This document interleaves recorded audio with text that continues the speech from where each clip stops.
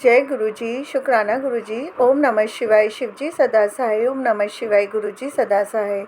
ओम नमः शिवाय, शिव जी सदा सहाय। ओम नमः शिवाय, गुरु जी सदा सहाय। जय गुरु जी, शुक्राना गुरु जी। संगत जी, गुरु जी का आज का सत्संग हमारे साथ गुरु जी की बहुत ही प्यारी संगत जी ने शेयर किया है।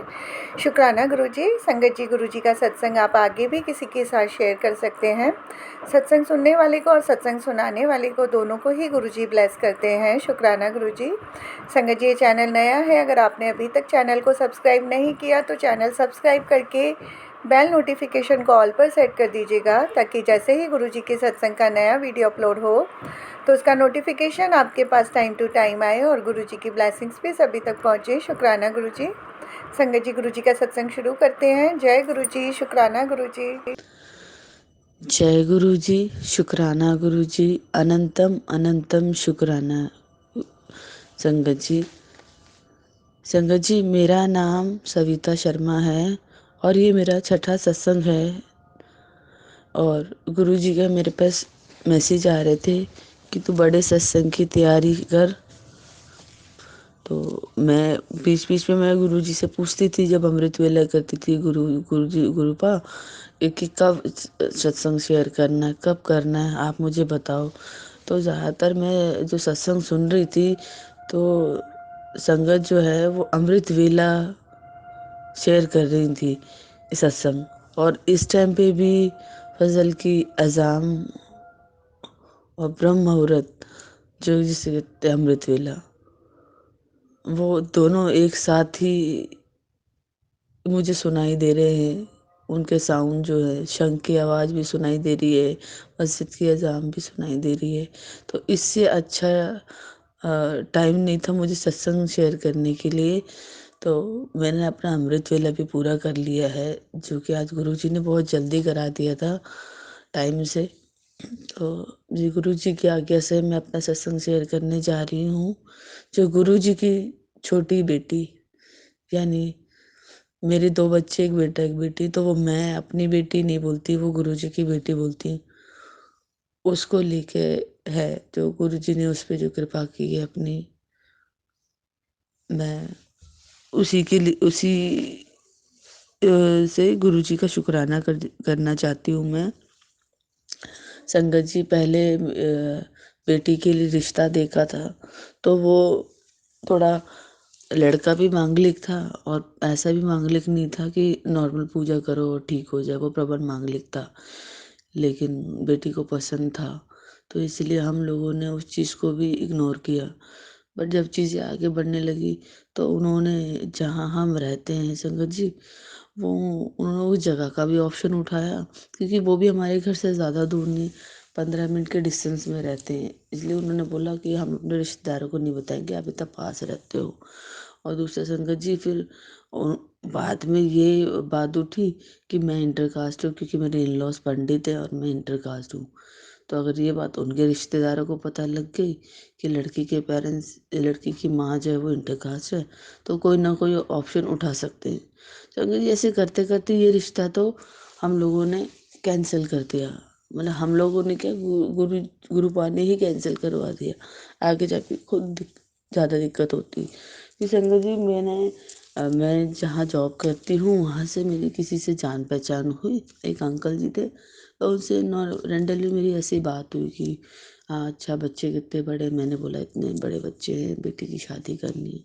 तो वैसे उन्होंने बोला अच्छा बेटे की शादी करनी है, अच्छा फ़ोटो दिखाओ।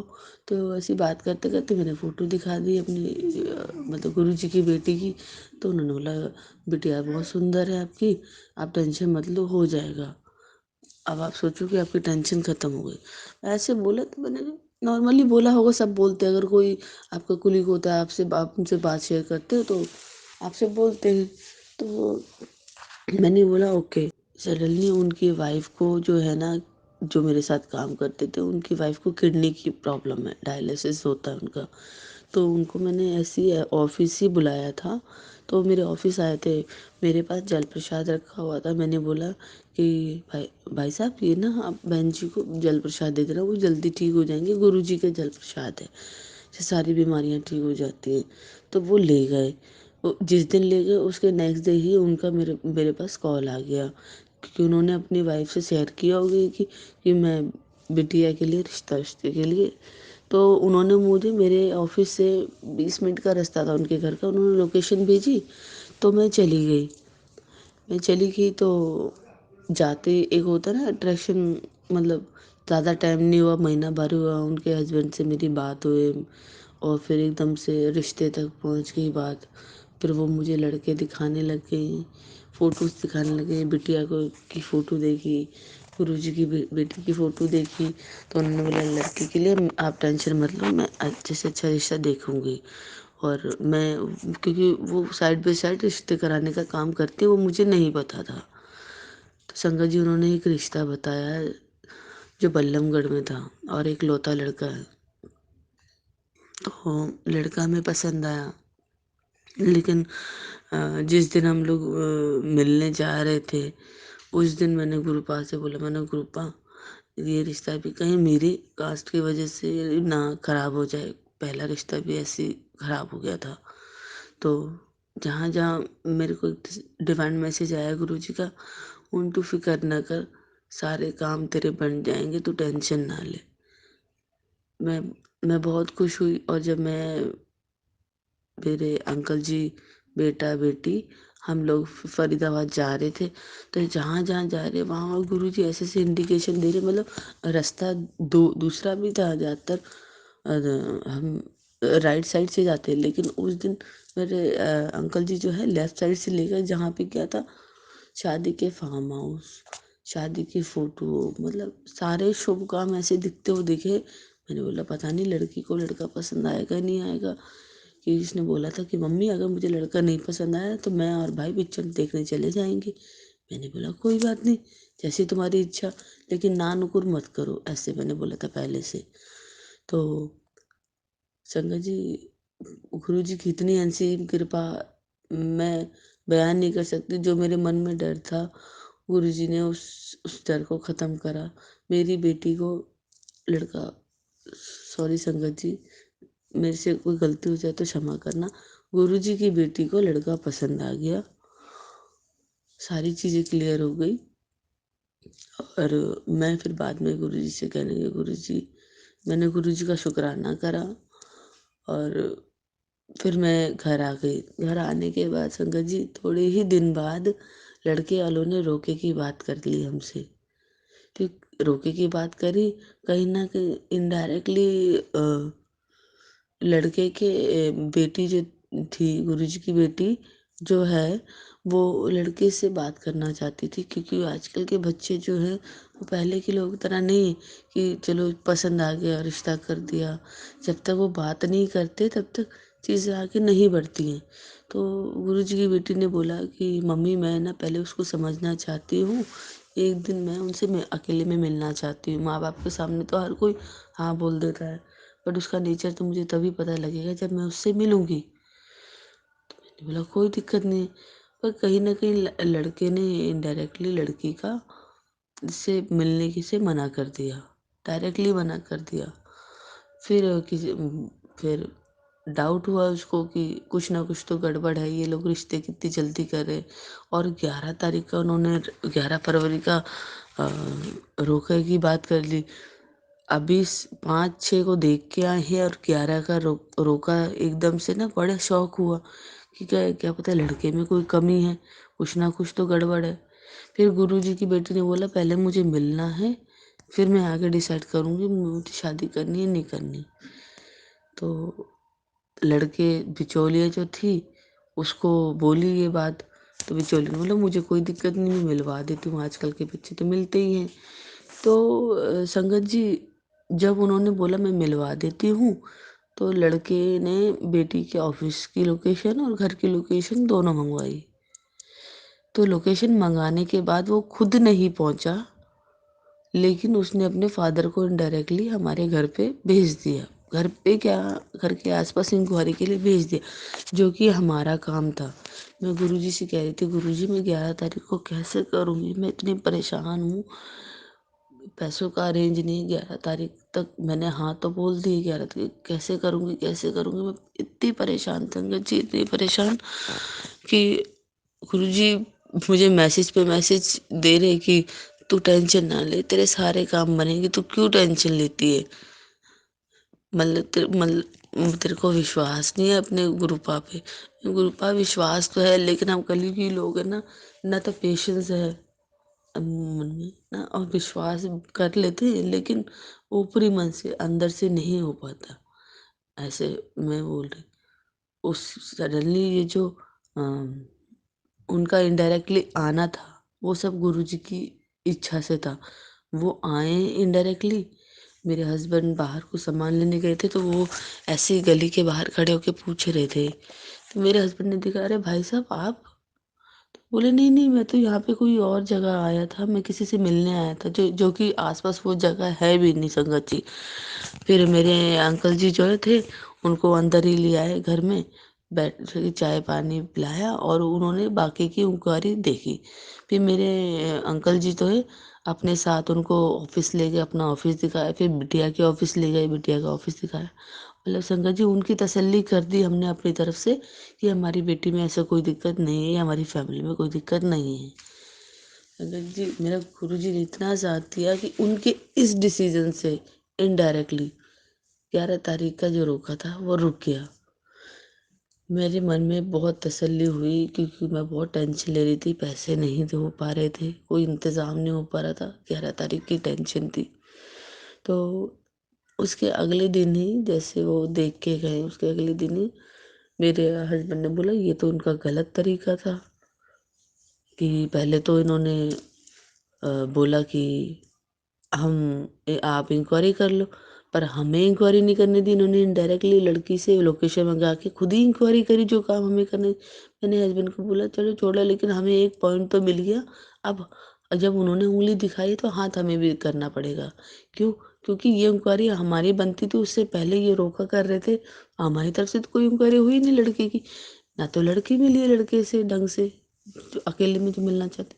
संगत जी गुरुजी ने हमें इतना टाइम दे दिया, उनकी एक गलती की वजह से हमें इतना टाइम दे दिया कि मैं अंदर से बहुत ही, जैसे होता है ना, शांत रिलैक्स, ओम नमः शिवाय ओम नमः शिवाय ये करने लगी कि गुरु जी का शुक्राना। तो मैं बिल्कुल ही माइंड फ्री हो गई इस चीज़ से, चलो रोका रुक गया। फिर संगत जी मेरे अंकल जी जो थे, उनका काम नहीं हो रहा था। वो कह रहे यार काम नहीं हो रहा, आज नहीं तो अभी तो टल गया, लेकिन अगर वो मिलेंगे लड़का लड़की तो फिर तो रोके की बात होगी। तो मेरे को कहीं ना कहीं गुरु जी ना बार बार बार भिंडी से, तो टेंशन मत, तेरे अंकल जी के काम में बरकत होगी, तेरे पति के काम में बरकत होगी, सारे काम सध जाएंगे, मैं बैठा हूँ ना। और फिर भी मेरे अंकल जी टेंशन ले रहे, अगर अभी रुकवा दिया तो कैसे होगा, पैसों का अरेंज नहीं, कैसे होगा कैसे। मैं उनको बोली गुरु जी मेरे को देखो डिवाइन मैसेज दे रहे हैं, तो कहीं ना कहीं वो विश्वास करते हैं, बट उतना नहीं करते जितना मैं करती हूँ। मैं उनको बोली तुम टेंशन मत लो, गुरु जी ने मैसेज कर दिया है, तुम्हारा काम हो जाएगा। संगत जी मेरे जो अंकल जी हैं उनका काम रुक रहा था, किसी की पेमेंट आनी थी, जिसमें काफ़ी टेंशन थी।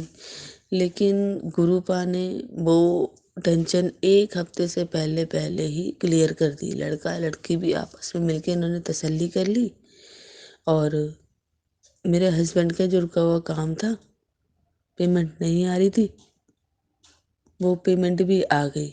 संगत जी मेरे घर में पैसों की दिक्कत भी ख़त्म हो गई। जो गुरुपा मुझे बोल रहे थे कि तू टेंशन मत ले, तेरे तेरे घर में तेरे को पैसों की कभी दिक्कत नहीं होगी। और हाँ संगत जी एक बात कहना मैं भूल गई, मैंने गुरुजी का एक स्वरूप देखा था, जिसमें गुरुजी कुछ सिक्के उड़ाते हुए आ, देखा, मैं एक स्वरूप में मैंने देखा था उनको, तो वो हमेशा मेरे ज़हन में रहता था। और अब मैं संगत जी जब जब भी मैं कोई काम करती हूँ घर का, या कपड़े धोती हूँ, कुछ भी, मुझे ना सिक्के सिक्के बातें, पैसे बातें, तो मेरे मैंने अच्छा पहले तो नहीं मुझे ऐसे पाते थे, फिर एकदम से संगत जी मेरा ध्यान गया कि मैंने गुरुजी का एक स्वरूप देखा था, जिसमें गुरुजी खजाना लुटा रहे थे। तो मैंने किसी का सत्संग में भी सुना था ये, कि जब आपको घर के काम करते करते घर के अंदर पैसे मिलने लगे, तो गुरुजी की कृपा होती है, गुरुजी अपना खजाना लुटाते, क्योंकि गुरुपा हमेशा मुझे बोलते थे बड़े मंदिर आने से पहले कि तू बड़े मंदिर आ जा, तेरे को खजाने की चाबी देनी है।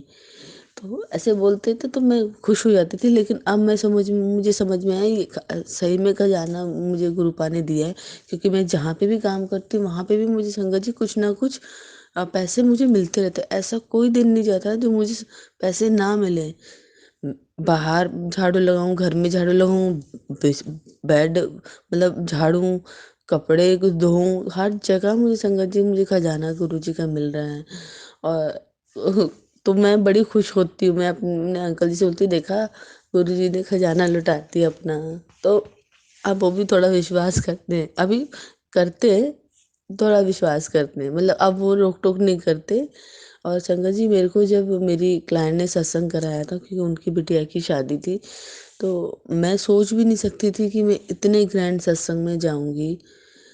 और मैंने बस मेरी मुझे गुरुपा ने ये चीज़ें दिखा दी। मैं तो कभी अपने लाइफ में मेरी औकात नहीं थी ऐसी जगह जाने की, लेकिन अनंतम अनंतम शुक्राना मेरे गुरुपा, आपने इतना इतना अच्छा करंट सत्संग मुझे दिखाया, जिससे मैं नाची भी, और नाचते नाचते मैं फेंट भी हो गई। क्योंकि मेरी इच्छा थी कि जब भी आपका कोई सत्संग होगा, चाहे छोटा हो चाहे बड़ा हो चाहे जैसा भी हो, मैं नाचूंगी, क्योंकि मुझे नाचने का बहुत शौक है। मैं इवन दूसरों की शादी में भी होता है, कोई फंक्शन तो मुझे अच्छा लगता है नाचना। मेरे को बहुत मतलब वो होता है ना, किसी को शौक खाना बनाने का होता है, किसी को पढ़ने का, मुझे शौक नाचने का है। तो मैं गुरुपा के सत्संग में नाची भी, और वहाँ से रिटर्न में स्वरूप भी लेके आई थी मैं, और ब्रेसलेट अपने अंकल जी के लिए और अपने लिए लेके आई थी मैं। वो काफ़ी टाइम से कह रहे थे मेरे पास ब्रेसलेट स्वरूप नहीं है, तो सत्संग में से उनको गुरु जी ने ब्लेस करके मुझे वो ब्रेसलेट दिलवा दिया था। तो संगत जी ये सब बात हो गई। सडनली मेरे हस्बैंड बोल रहे कि लड़के वाले ना प्रेशर दे रहे हैं, अब रोका करना पड़ेगा। तो गुरु जी की बेटी कहने लगे कि नहीं पापा इतनी जल्दी कैसे, अभी तो मैं समझी नहीं हूँ, कुछ गड़बड़ हो गई, ये हो गई वो हो गई। तो संगत जी मेरे अंकल जी ने अपनी अपनी सिस्टर को बुलाया, जो कि सहार में रहती है और वो भी रिश्ते कराती है, तो वो थोड़ी तेज़ है, थोड़ी क्या बहुत तेज़ है इन पहचान निकालने में। तो उनको बुलाया इंक्वायरी के लिए, और यहाँ से मैंने अपनी सिस्टर को बोला, मेरी सिस्टर भी इसी नेचर की है थोड़ी सी। तो हमने उन डिसाइड किया कि ये दोनों इंक्वायरी करके आएंगे। तो संगत जी संडे का दिन था, हमने उनको 4 दिन पहले इन्फॉर्म कर दिया था कि भाई ऐसे ऐसे इनडायरेक्टली उन्होंने हमारी इंक्वायरी करी, अब आप करके आना। तो गुरु जी की जैसी इच्छा होती है ना, मतलब घर में पैसे भी आ गए और दिक्कत भी नहीं हुई, और सिस्टर को भी बुला लिया, और बुलाने के बाद मेरी सिस्टर और मेरी जो नंद थी, दोनों वहाँ पे उनके घर गए इंक्वायरी करने। संगत जी गुरु जी की ऐसी सेम कृपा थी, वो लोग इंक्वायरी करने के बाद सीधा रोके का टाइम लेके आ गए। रात को 10 बजे वो घर में आए हैं, और उन्होंने बोला नेक्स्ट डे रोका है। नेक्स्ट डे मंडे था। तो संगत जी मैं तो हैरान हो गई, मैं ऐसे कैसे तैयारी करूं कि अगले दिन मंडे है, मेरी मीटिंग भी थी, और मैंने किसी रिश्तेदार को बोला भी नहीं था। तो फटाफट मैंने रिश्तेदारों को फ़ोन किया, रिश्तेदार में सिर्फ भाई को फ़ोन करके बोला, अपने जेठानी के यहाँ फ़ोन करवा के बोला। तो मतलब गुरु जी ने सारे काम झटपट, और संगत जी हाथ में उस टाइम पैसे थे, सारे काम बहुत अच्छे से हुए। गुरु जी की बेटी का रोका अच्छे से हुआ, सब चीज़ अच्छे से हो गई। अब मतलब मैं बता नहीं सकती, मेरे पास शब्द नहीं कि गुरु पा ने मुझे बोला था तो टेंशन मत ले, तेरे सारे काम मैं आप ही हूँ, मैं आप ही देख लूँगा, मैं बैठा हूँ इधर। तो संगत जी बस मन अंदर से खुश हुआ, और शुक्राना शुक्राना अनंत अनंत शुक्राना करा मैंने गुरुपा का, कि गुरुपा आपने सारे काम साथ दिए, सारे काम करवा दिए आपने, और मुझे टेंशन लेने की ज़रूरत ही नहीं पड़ी। संगत जी अब मेरे अंकल जी जो मुझे इग्नोर करते थे, और जो मैंने पहले के सत्संग में शेयर किया है, संगत जी गुरु जी की कृपा से अब वो मुझे बहुत प्यार करते हैं। वो मुझसे पूछते हैं मेरी दुख तकलीफ। और संगत जी, मैंने अपने अंकल का बर्थडे जो है वो कभी बाहर नहीं मनाया था। तो इस बार जो है वो गुरु जी की बेटी ने बाहर मनवाया। बर्थडे उनका 50 बर्थडे था। तो सबको मज़ा आया। और संगत जी, जब भी मैं गुरुजी को कहती हूँ ना, गुरुजी चलो मेरे साथ, मैं क्या, जितनी भी गुरुजी की संगत है, गुरुजी की बेटियां हैं, अगर सब बोलती हैं चलो साथ में, तो गुरुजी साथ में चलते हैं। जिस दिन बर्थडे था, उस दिन मैं कहना भूल गई कि गुरुजी चलो मेरे साथ। तो आगे जाके याद आया कि आज दिन का बर्थडे और हम इंजॉय करने जा रहे हैं, और आज मैं गुरुजी को भूल गई। फिर मैं उनसे सॉरी सॉरी बोलती रही। मैंने, गुरुपा अब मुझे लगा आप नाराज़ हो, आप नाराज़ नहीं तो आप कहीं ना कहीं दिख जाओ मुझे। तो जैसे ही हमारी गाड़ी मुड़ी फ्लाईओवर पे चढ़ने के बाद, तो मैंने देखा गुरुजी की गाड़ी, ब्लैक कलर की गुरुजी के नाम की एक गाड़ी थी। मैंने अनंतम शुक्राना किया, मैं गुरुपा सॉरी गलती हो गई। मैं हमेशा आपको लेके चलती हूँ, और आज खुशी का दिन है और मैं आपको भूल गई। तो गुरुपा मतलब अपनी बच्चियों से, अपनी संगत से नाराज़ नहीं होते। वो भोले भंडारी हैं। उनसे दिल से अगर आप अरदास लगाते हो ना, वो बहुत जल्दी सुनते हैं। और संगत जी, मैं ना अमृत वेला करती थी और बीच बीच में ना सो जाती थी। हर बार अमृत वेला करती थी, सो जाती थी। तो मैंने बोला, गुरुपा मेरा तो अमृत वेला खराब हो रहा है क्योंकि मैं सो रही हूँ। मैंने बोला, गुरुपा मेरे को अमृत वेला पूरा अच्छे से करना है, बेशक उसके बाद मैं आधे घंटे के लिए सो जाऊँ, तो मुझे अमृत वेला मेरा करा दो पूरा। तो गुरुजी ने आज मेरा अमृत वेला बहुत जल्दी करा दिया है, और मुझे मैसेज किया है कि मेरे शुक्राना करना मत भूलियो। मैंने बोला, गुरुपा आप मुझे बताओ मैं कब सत्संग शेयर करूं। तो संगत जी, जब मैं सत्संग शेयर कर रही थी तो 5:30 बज रहे हैं, और मेरा अमृत वेला पूरा कंप्लीट हो चुका है। मैं आधे घंटे की नींद भी ले चुकी हूँ। और अब जब मैं आप लोगों के साथ अपना सत्संग शेयर कर रही हूँ, तो जो फजल की अज़ान है वो भी बज रही थी, उसका भी साउंड आ रहा था, और शंख शंख की आवाज़ भी आ रही थी। तो इसका मतलब गुरुजी की इच्छा थी कि मैं ये सत्संग अभी शेयर करूं। संगत जी, मंत्र जाप भूल गई मैं। संगत जी, मैं बहुत ज़्यादा एक्साइटेड थी, तो मैंने ना मंत्र जाप भूल गई। मुझे क्षमा करना गुरुपा, क्षमा करना संगत जी। ओम नमः शिवाय, शिव जी सदा सहाय। ओम नमः शिवाय, गुरु जी सदा सहाय। संगत जी, गुरु जी का सत्संग हमेशा मंत्र जाप से स्टार्ट होता है। मैंने रिपीटेड करके भी मैंने रिकॉर्ड किया, पर मैं मंत्र जाप भूल गई। क्षमा करना कृपा, क्षमा करना संगत जी। मैं अपने सत्संग को यहीं विराम करती हूँ, और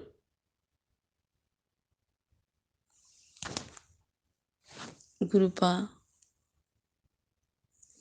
मैं बिल्कुल गुरुपा के आगे नीवा होके बैठती हूँ कि मुझे कुछ नहीं पता। संगत जी, मेरे से कोई गलती हो जाए तो मुझे क्षमा करना। और सोनू अंकल जी के सत्संग बहुत अच्छे होते हैं, बहुत ही अच्छी उनकी वॉइस है, और बहुत सेवा का काम करते हैं। गुरु महाराज जी आप पे असीम कृपा बनाए रखें। और सोनू अंकल जी के जब बहुत सारे सत्संग आते हैं, तो तब मैं सुन नहीं पाती हूँ, कुछ ही सुनती हूँ, क्योंकि वो इतने सारे होते हैं और मेरे को ऑफिस जाना होता है, तो मैं इतने सारे नहीं सुन पाती। लेकिन उनके सिंगल 2 या 3 सत्संग ऐसे होते हैं वो मैं सुन लेती हूँ। तो इस प्लेटफॉर्म पे मेरा ये दूसरा सत्संग है। तो संगत जी, मेरे से कोई भी गलती हो जाए तो मुझे क्षमा करना। तो मैं अपने सत्संग को यही विराम देती हूँ। ओम नमः शिवाय, शिव जी सदा सहाय। ओम नमः शिवाय, गुरु जी सदा सहाय। जय गुरु जी, शुक्राना गुरु जी, थैंक यू संगत जी। ओम नमः शिवाय, शिव जी सदा सहाय। ओम नमः शिवाय, गुरु जी सदा सहाय। कोई भी गलती भूल चूक मुझसे या संगत जी से सत्संग में बोलने में हुई हो तो संगत जी माफ़ करना। गुरु जी आप भी माफ़ करना। जय गुरु जी। शुक्राना गुरु जी। जय गुरु जी प्यारी संगत जी। जय गुरु जी।